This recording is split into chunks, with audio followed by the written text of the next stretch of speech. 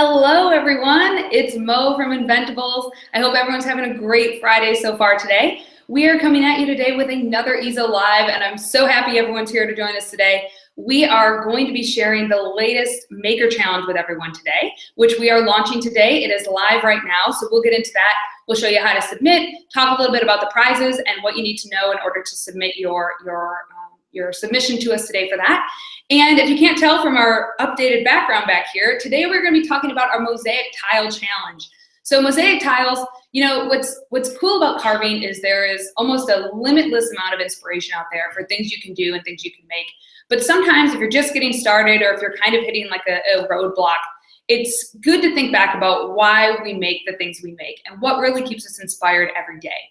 So you can see from the background that I have behind me here, like people are inspired by so many things out there, and we are really interested in learning more about what inspires you and what encourages you to keep making the things that you make every day. So you can see from my great wall back here, we've got a whole bunch of stuff. There's this little Picasso drawing back here. There's Nicolas Cage, because of course he's inspirational, and my chickens are up here. They're like right above my head. You can't really see them, but trust me, they're there.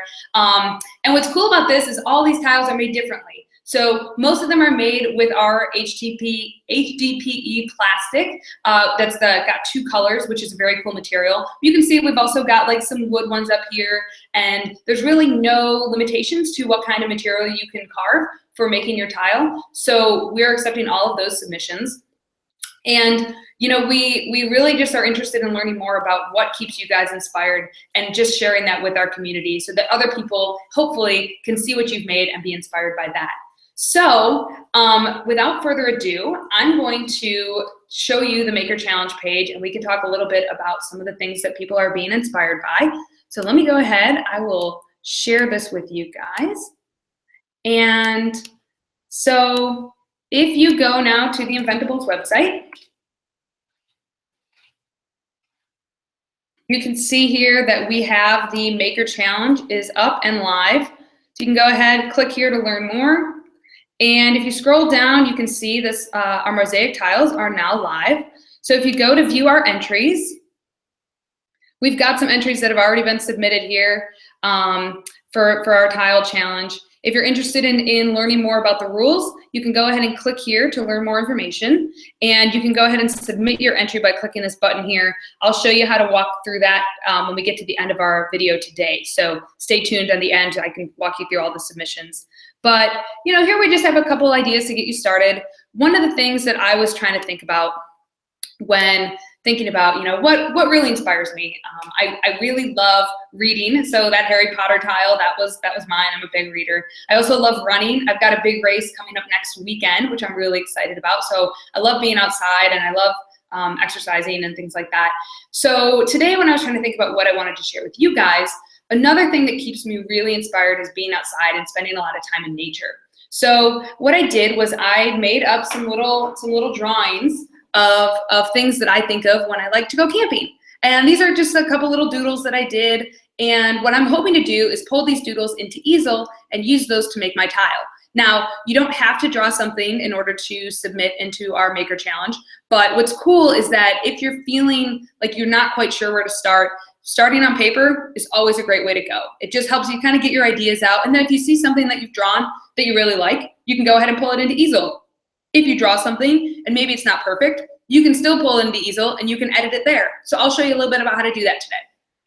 So to get started, instead of creating an Easel file, I'm going to show you guys the template that we have that you can use directly from our website. So I'll go back into the site here, and if I go to our project section and I pull this page up, I can click right in here to our Easel Live classes. And the class here, Easel Live, that's today. Go ahead and pull this up, and I can go ahead and click open in Easel, and it's gonna pull up a template for me. So we're just gonna go ahead and use this template to get started. So since this is made by my friend Sam here at Inventables, we're going to go ahead and click on making a copy of this project so that it opens up in my own Easel account. And this way I can go ahead and use this template to start editing. Now, if you're just getting into Easel for the first time, or if you're a longtime user, remember we do have our work pieces now. So you can see that we have the one template here that is good for an HDPE 6x6 inch tile that's a 1/4 inch thick. And it's right now defaulted to use an 1/8 inch bit, but you can always change that by just clicking here and changing the bit settings. And we also have this other template, if you're interested, that is, it's great for carving users. If you have a carving machine, I would suggest opening this template because it makes it a lot easier to carve. This piece is carved out of a full 12x8 piece of material. And you can see, if I change my machine over to a carvy, you can see how this file will allow you to avoid the smart clamp that's in the way. So this will allow you to carve this square directly out of the full sheet of material. So for simplicity's sake today, I'm just going to continue using the x-carve machine template, and I'm going to go back to just this regular tile here. So you can see here's the outline of my material, the 6x6. And like I said, I want to import these drawings that I had made. So I'm going to go ahead and lower my work pieces, and I'm going to go to import, and I'm going to use image trace to import my photo that I took. So this photo I took, you can take it, I used Photo Booth on my Mac to just go ahead and hold my sheet of paper up and take a photo, but you can also import a photo that you already have on your computer. If you wanted to, you can scan the web and use a web image, or you can take a photo with your phone and upload it that way. So I'm gonna go ahead and I'm gonna upload this photo that I took earlier today. And you can see here that it's got my images here. You can see my hands are on the side from where I was holding up my piece of paper. And if you want to play around with the threshold, you can go ahead and do that. You can see that the way mine imported actually imported really, really well. So I'm going to set this back to 30 because that had a really good contrast for what I was looking to do. So I can see all my designs. That's great. And then I'm going to go ahead and just set my smoothing to 1, which is something that I just like to do for my own sake, just to kind of get rid of any sharp edges or corners that might not carve out correctly that way. So I'll go ahead and import this, and you can see that it's given me a whole bunch of different elements here that I've now imported into Easel. So this can be a little overwhelming. But what's nice about Easel, like I was saying, is now that all these things are uploaded in here, I can go ahead and delete things and edit things and edit some points if I want. So what I'm going to do first is I'm going to get rid of this black background. So I go ahead and select that with my mouse, and I hit delete on my keyboard. And now I've got all these different elements that are here. So I'm going to go ahead, I'm going to pull these over and just kind of get them out of the way here so I can take a look at what I've got to work with. So I've got all these different shapes here, and I can start thinking about what I want my tile to look like. So I really, now that I've got these in here, I'm really liking the way these trees look. So I'm going to pull some of these in, and you can see I'm just using the parts on Easel to go ahead and drag the bounding boxes of these shapes. And you can just go ahead and click and drag in the corners here to move those pieces around.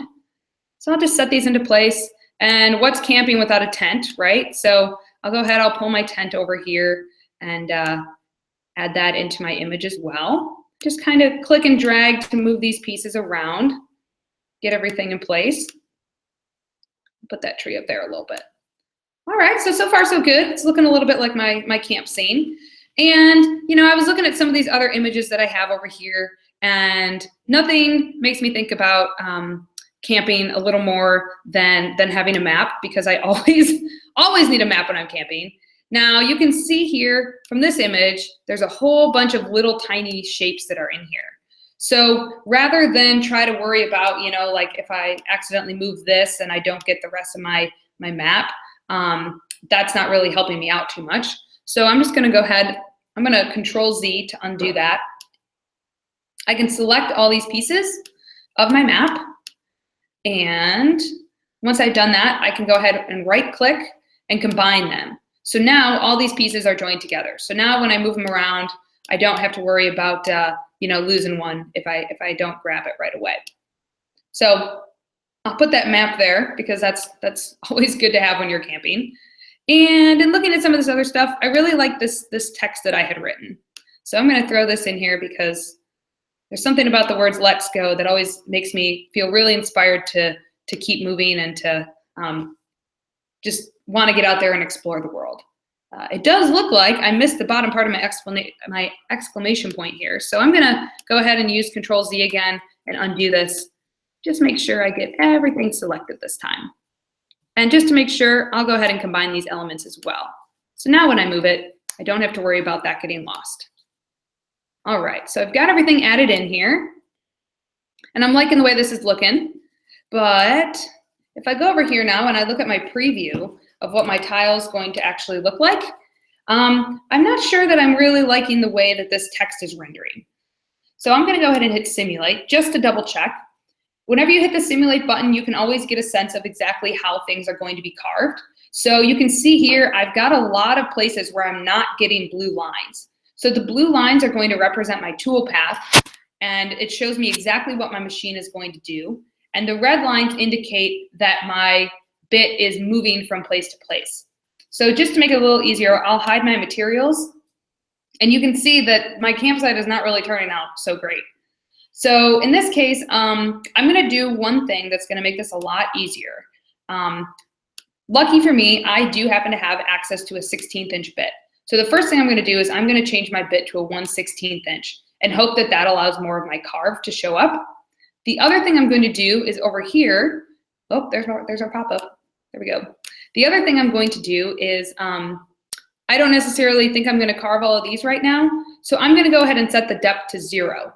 If you followed along in some of our other Easel lives, you'll know that we really love using the 0 depth on pieces that we don't wanna carve, so that way they don't take place and the machine doesn't think it has to carve. So if you're paying attention to my Simulate design earlier, you could see that it would take 27 minutes to carve this, but now if I hit Simulate and it's only gonna carve these things, wow, it's still taking way too long. I think I know why that's happening.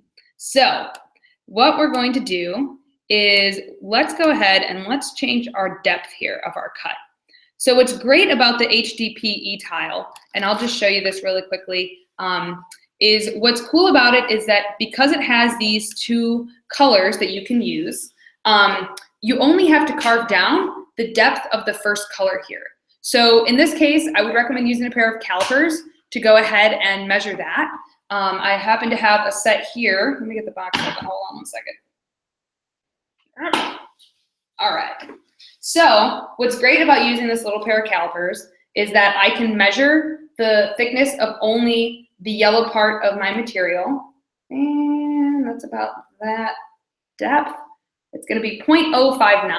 So I'm gonna go ahead, I'm gonna go back to my file, and I'm going to change my depth of cut so that it only carves through the first layer.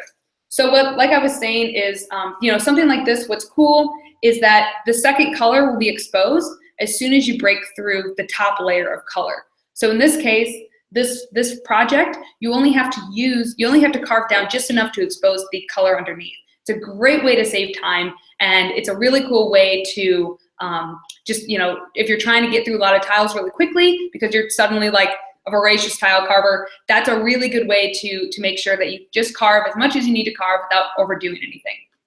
So let's go back into my file, and I'll go ahead and I'll change my depth of cut, and that should go ahead and eliminate my need to have that carve take so long. So like I said, the top layer was 0.059, so I'm gonna go ahead and change this to 0.06 just to be safe so that I carve all the way through that. And now if I hit Simulate, it's still taking a really long time. So let's see, if I change it back to an 1/8 inch bit, let's see how much of my file doesn't show up and if there's anything I might be able to do about that. So one thing I could do is I think I'm going to go ahead and just eliminate one of these trees, and that'll allow me to make my tent bigger. And that should hopefully make all those lines bigger as well, which would be helpful in terms of allowing the bit to enter those spaces. So you can see now when I hit the Simulate feature, I do get the majority of my tent design, which is really helpful because it will allow me to use a larger bit, which will save me time as well. So let's see, if I get my map out of here too, I'll just move this over here and set the depth to 0 on that. And maybe I'll just change this so that my text fills up this whole space here.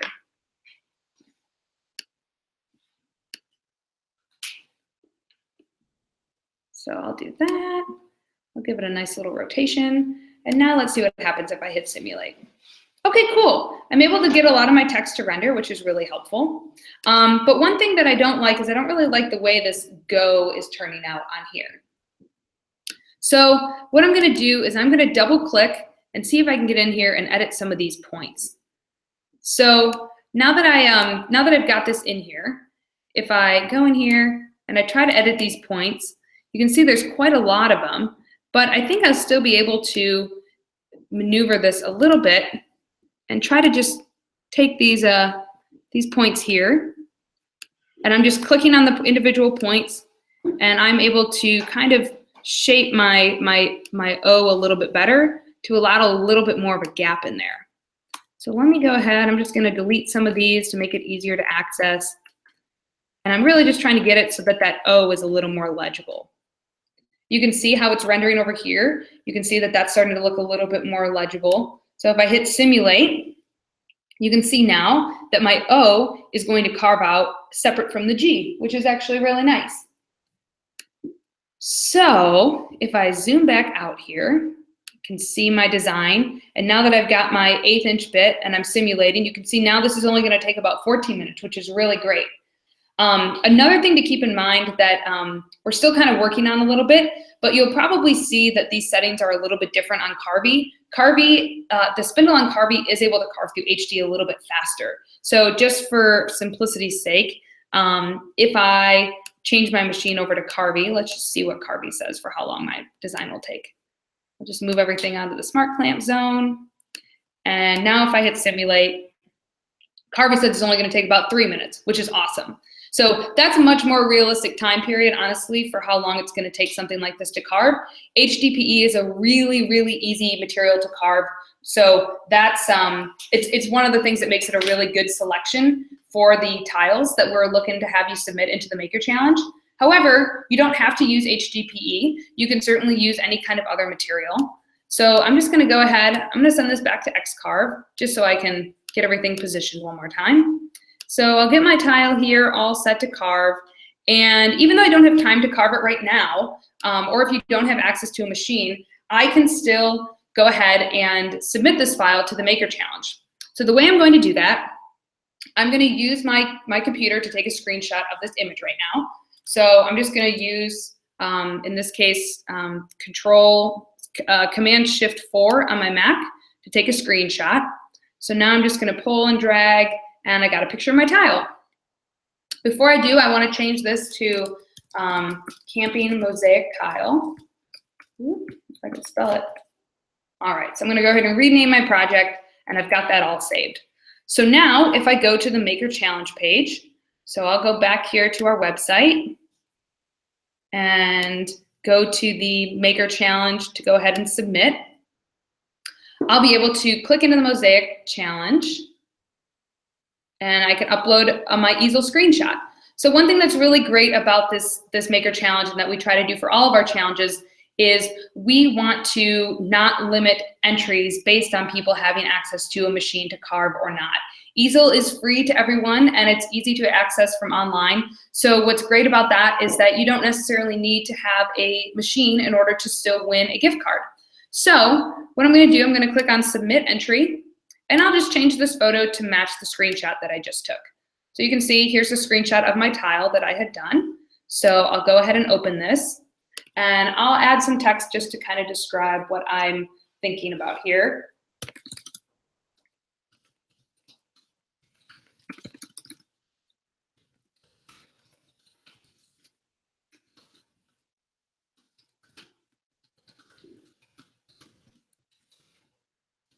All right, so that kind of sums up why I am interested in sharing this tile with the world.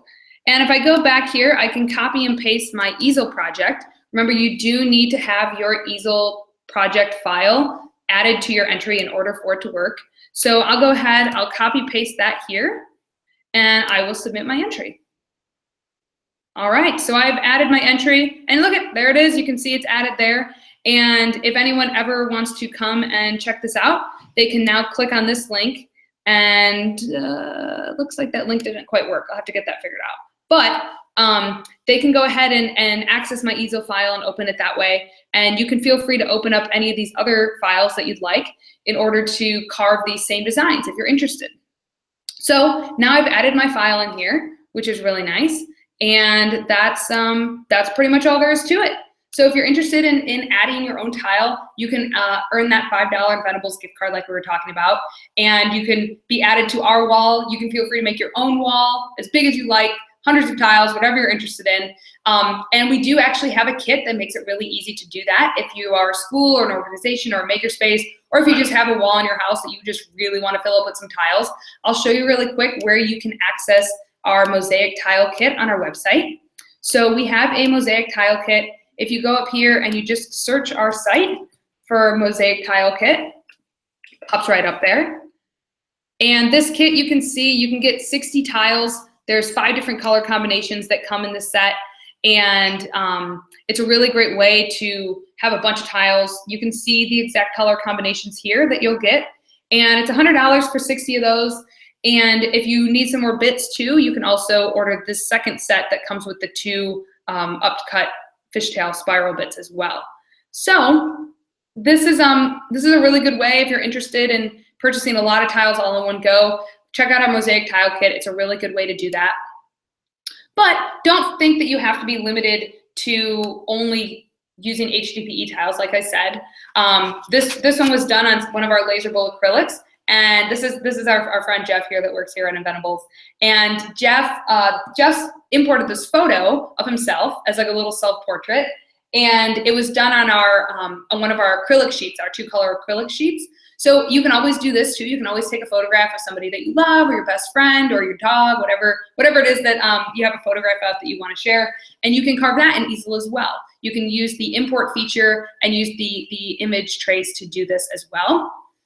This is my Harry Potter tile that I had made. Another great example of taking a hand drawing, and you can import it to Easel that way. I did have to use the pen tool in Easel to make a few edits on this one, but I'm really happy the way this turned out. If there's any other Harry Potter fans out there, I hope you like this one, because I was really proud of this one. And this one I really like. This is David Bowie here, and my friend Kyle here at Inventables, he made this one. And what's really cool about this one is he used the HDPE tile. You can see it's the tile that we've been talking about, but he added a really cool sparkle acrylic that I love the way this one turned out. So inlays, you can always use an inlay on your tile. There's no limit to any of the apps that you can use to make your tile. We have one that's hanging up too that has gears on it, because as you know, we're really crazy about gears here. So yeah, inlays are a really cool way to use multiple elements to create a tile that adds a little more pop and pizzazz. And like I was saying, you don't have to use HDPE. This one was carved out of wood. This is just a regular plywood, so it also has sort of 2 colors to it. And this one turned out really nicely. It's a little more like a classic tile that you might see.